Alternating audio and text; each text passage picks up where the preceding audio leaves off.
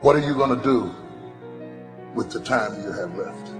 I say that if you don't reposition yourself, you could miss the best time in your life, in this season of life. Because we have got to change the way we think. We have got to change the way we function. We have got to change the way we deal with issues. And the reason that you have to begin to reposition the way you think and the way you function and the way you feel is that we many times are stuck between the lines of limited thinking and limited people and limited ideas and limited philosophies. And there's something creative down inside of you saying, let there be. You need to walk into a situation where you've been locked up and tied up and tangled up and say, let there be light. Let there be healing. Let there be books. Let there be change in this city. You have tried 4 or 5 or 6, 7, 8, 9, 10 different things. Each you worked on 90 days or so and then said it doesn't work. How can you be a leader with a 90-day test? Of course it didn't work. You didn't stick to it long enough. You didn't fight hard enough. You didn't do what it took to win. And rather than to correct it and get it right, you walked away from it and tried something else. And for the last 10, 15 years of your life, you've been on the run from one thing to the next thing to the next thing, trying to make all this stuff work. Stop it.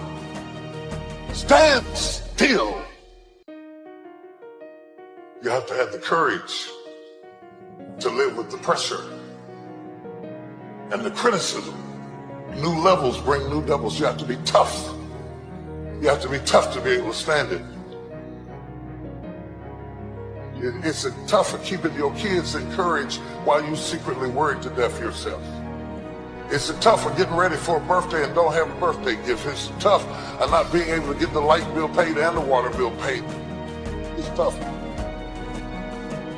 But what do we do with these moments? Do we just have them and go back home and wait for the next one?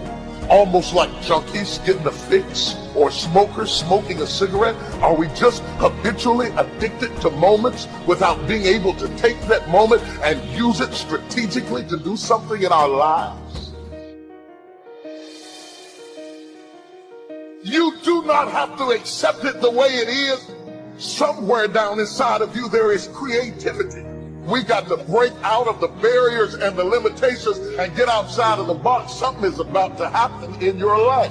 You've got to take it one day at a time. And when you get to the end of the day, you say, I'm not finished, but I've done everything that I was supposed to do for that day, for that time, for that season. Your season is shifting.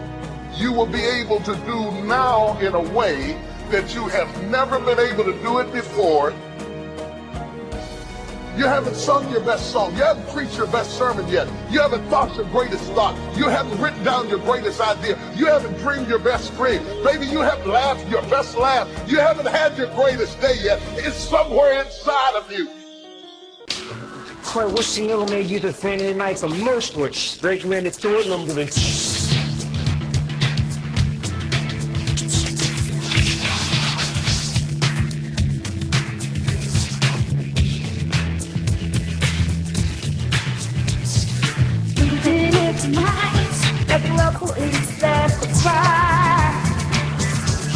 When I'm rapping, you can't know what I speak to you. You have to know which girl's right.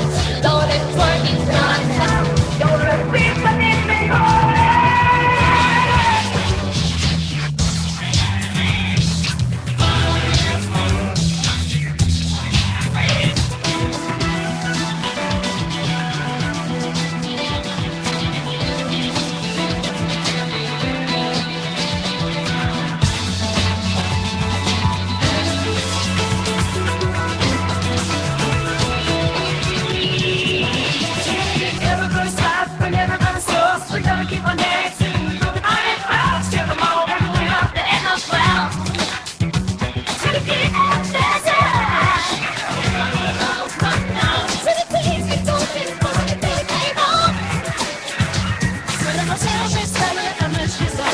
Never gonna go to the light,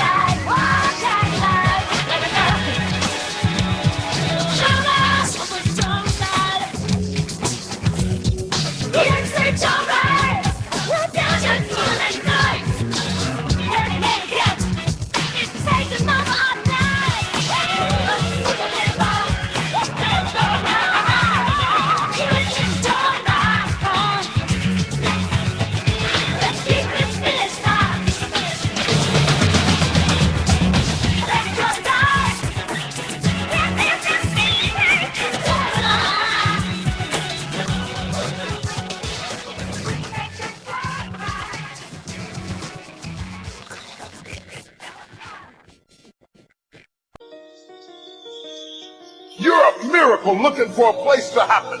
You have got all kinds of things locked up inside of you that are about to come forth for such a time as this. The time is right. The stage is set. The conditions are in order. And something awesome is about to happen in your life. Don't let anybody tell you you're too young. Don't let anybody tell you you're too old. Don't let anybody tell you you're fitted. Every day you wake up in the morning, it's a sign the best is yet to come. This is my moment, and I am determined to live it. The mind is the battleground. The fight is in your mind. Are you ready for the next level?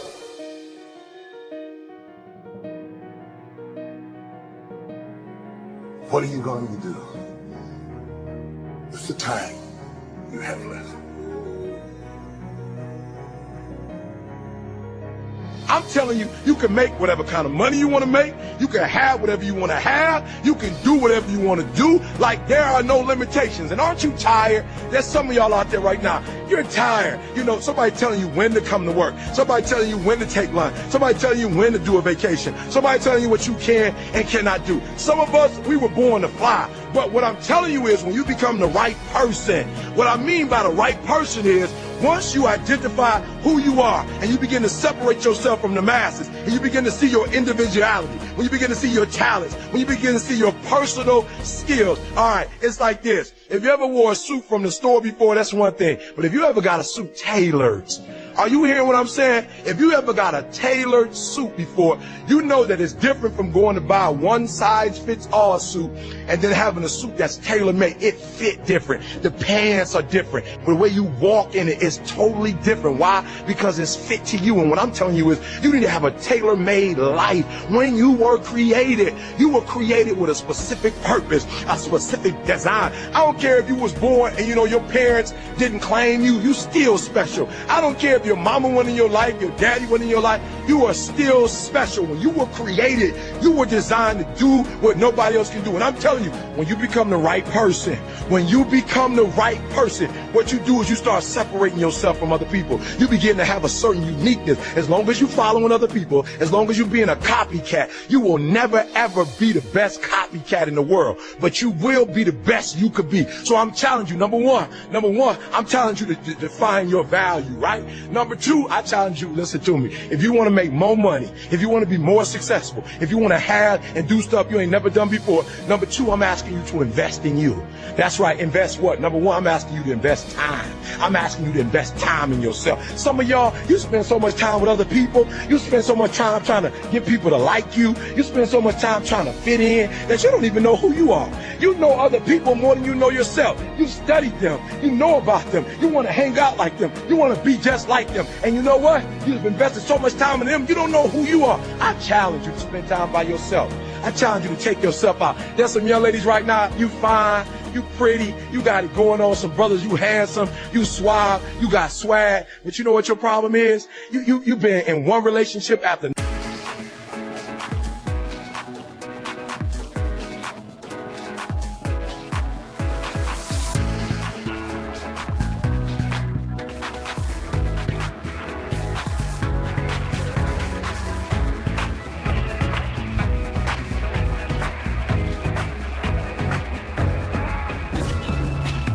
I lose myself in a storm. I gotta be moving on.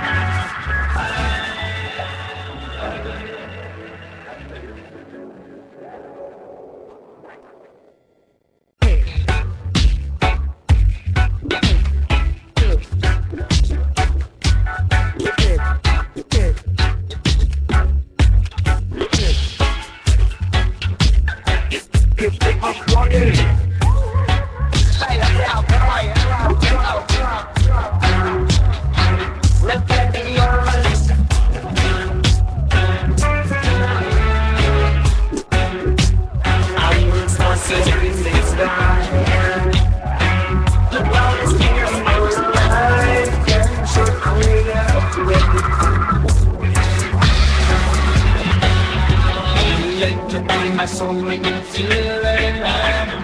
I'm looking to light. It's hard to try to rule the dice. It's fine, angels. We can't deny.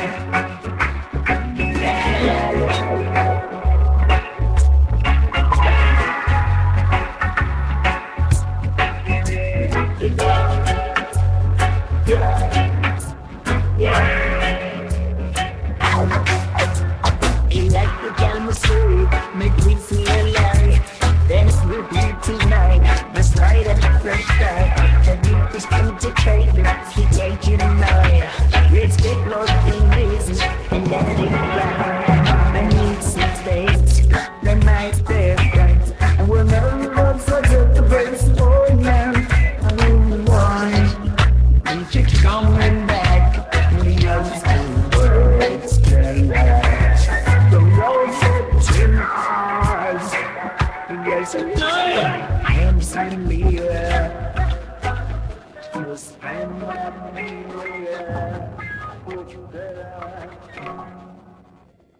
Another relationship, and you ain't never been in a good relationship because you don't even know you. You spend so much time taking her out. You spend so much time trying to impress him. You spend so much time buying her flowers, taking her out to lunch. You spend so much time calling him. You don't even know who you are. You heard what I said. You've invested so much of your time in being liked by other people, being loved by other people, being appreciated by other people, that you don't even know who you are. And I challenge you to invest time in your own self. I challenge you to get to a place when people don't like you, it don't even bother you no more. Why? Because you're not concerned with trying to make them happy, because you're trying to blow up. You're trying to get to the next level. E.T., I don't like the fact that you do this. I don't care. I'm not living my life for you. I'm living my life for me.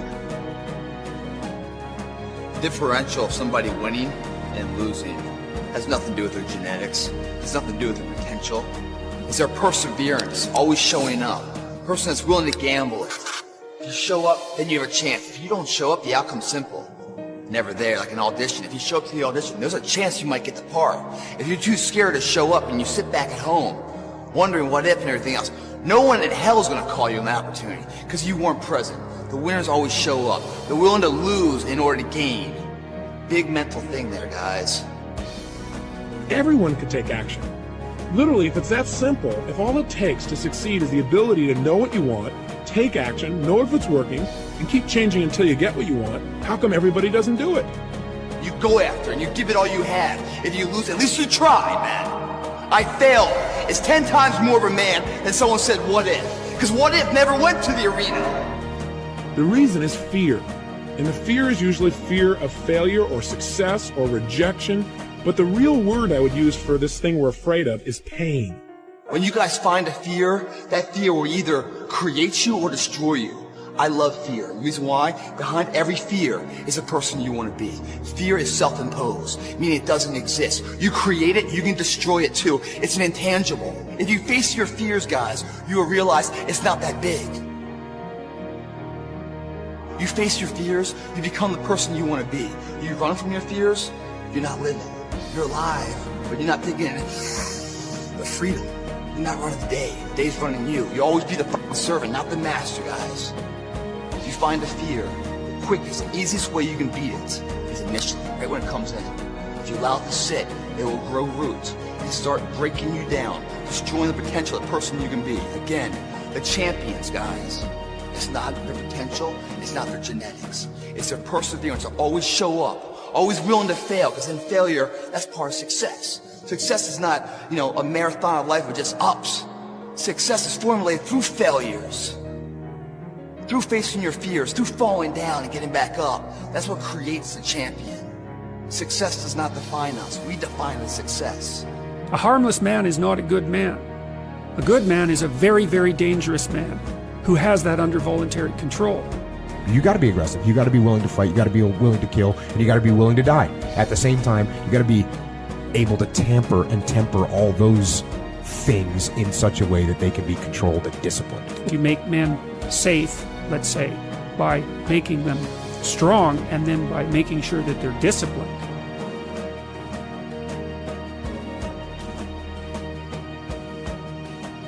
Or, like, you don't make men safe by making them weak. In fact, they're much more dangerous when they're weak because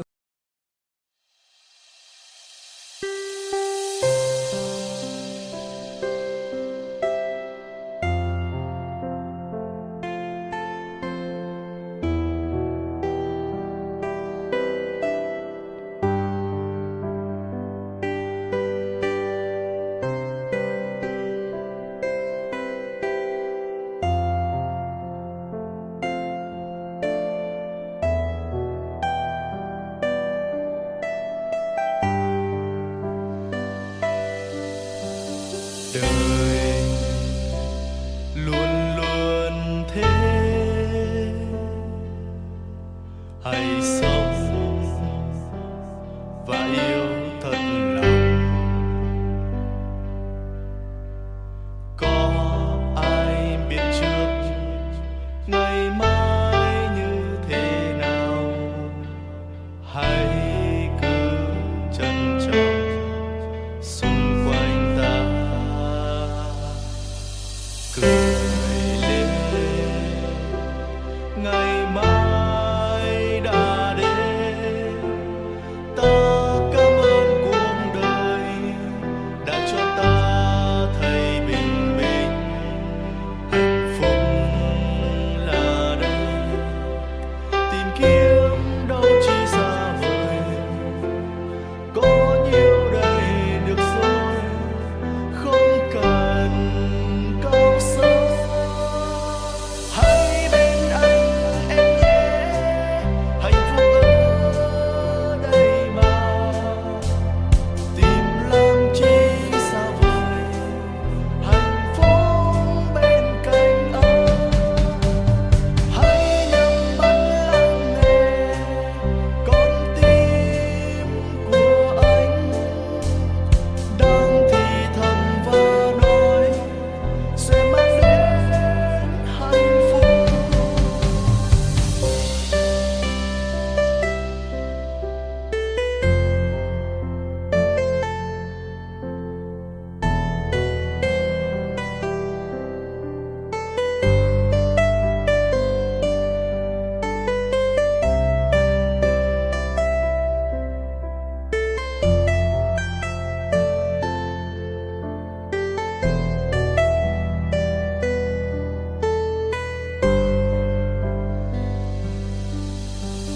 Đời luôn luôn thế,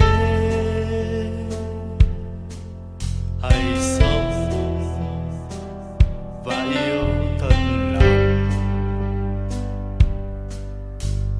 Có ai biết trước ngày mai như thế nào, hãy cứ trân trọng xung quanh ta.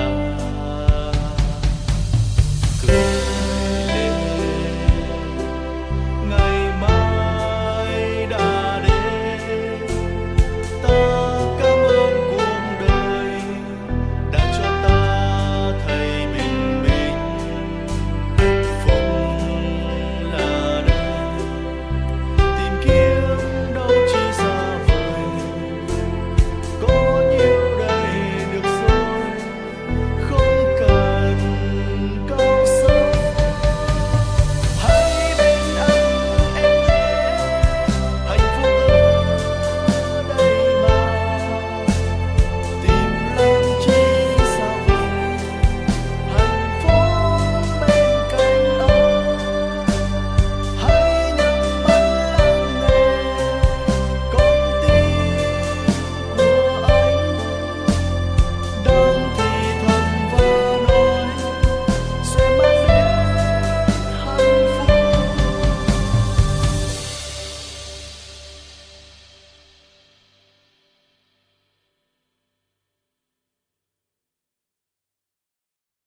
stab you in the back when they get the chance, or take advantage of you when they get the chance. You make men safe let's say, by making them strong and then by making sure that they're disciplined.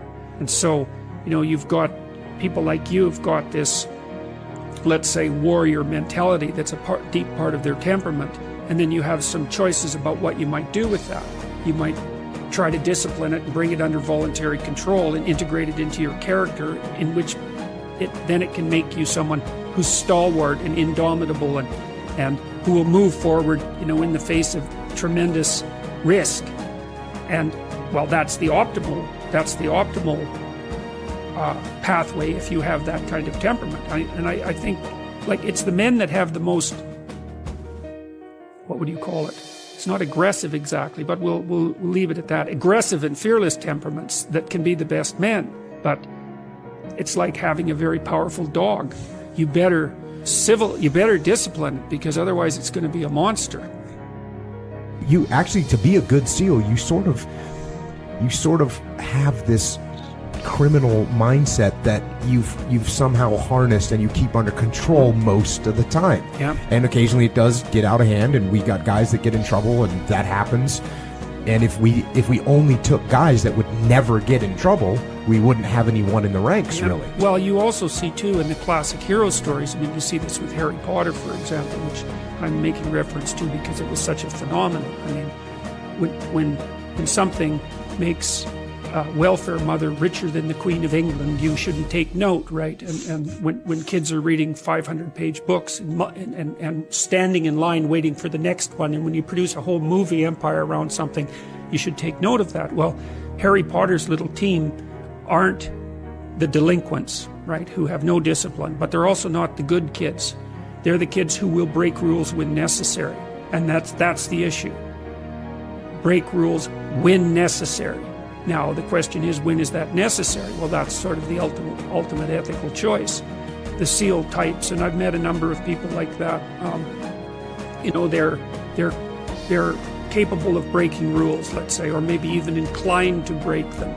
But I also think that this is part of the reason that I'm an admirer of Carl Jung, because Jung makes it very clear that, see, he was very interested in the barriers to enlightenment. Because if there's such a thing as being enlightened, let's say, then why isn't everyone enlightened? If it's just a matter of taking the glorious route and following your bliss, let's say, it's like, well, that sounds pretty easy. Why isn't everyone enlightened?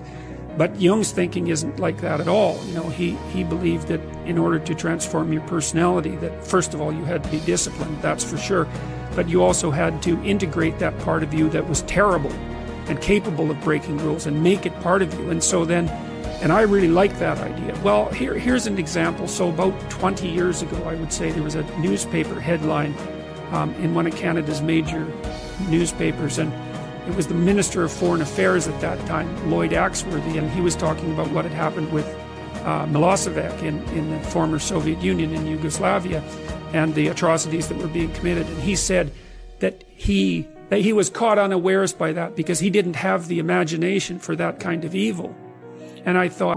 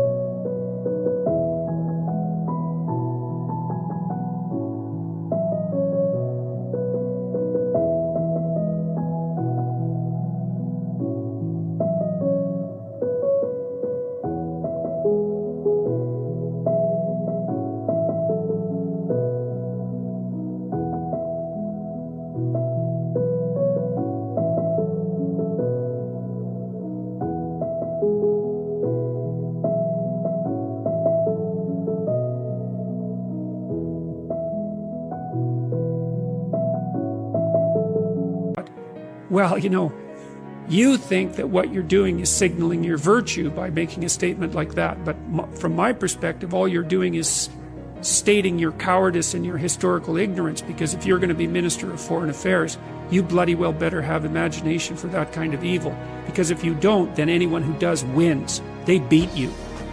And so and again, in the Harry Potter stories, you see, he's touched by evil, right? He actually has a soul fragment that's embedded within him that's as black as anything can possibly be. That's why he could talk to snakes. But without that, he wouldn't be able to have any victory. And that's exactly right psychologically. Unless you can think the way that an evil person thinks, then you're defenseless against them, because they'll go places you can't imagine, and then they win. And so the best men I've met, it was interesting even when I was in junior high and high school, because most of my friends dropped out, you know, by the time they were grade 10, thereabouts. And a lot of them were guys who developed physically. They're pretty powerful, and they're just damn sick of putting up their hand to go to the bathroom. It's like, you know, they're not doing that anymore. One of my friends got kicked out when he sort of challenged the gym teacher, you know, physically. And the gym teacher, he could do an iron cross. He was a tough guy, and so it was no trivial matter for my friend to stand up to him, but he got expelled anyways. But, you know, I noticed that it was often the kids whose character I admired that either quit or got expelled, and they were the tougher guys who were just sick and tired of following rules that didn't take into account their character, and then they'd go off and work in oil rigs or whatever. And you could do that in Alberta at that time. That was really hard work, you know. So it wasn't like they were necessarily taking the easy path. But, like, a harmless man is not a good man. A good man is a very, very dangerous man who has that under voluntary control. And, you know, you also see that, like one of the central female stories, let's say, if the hero archetype is the central male story, there are variants of hero archetypes that are relevant to women, and one of them is Beauty and the Beast. And, you know, Beauty isn't interested in the guy who isn't the Beast. She's interested in the guy who's the Beast. And that's exactly right, but she's interested in the guy who's the Beast that can be civilized and disciplined, right, and who can use that in the service, well, let's say, of a family. And that's exactly, well, that's exactly how it should be. You got to be aggressive. You got to be willing to fight. You got to be willing to kill, and you got to be willing to die. At the same time, you got to be able to temper all those things in such a way that they can be controlled and disciplined. Well, I also think that that's part of what makes a world peaceful in the final analysis, because if you're around people who are dangerous but disciplined, then everyone watches their step. And that's exactly what should happen. Everybody should watch their step. And if there's no reason for that, then, well, there's no sanction for poor behavior, for poor behavior, for poor behavior, for poor behavior, for poor behavior.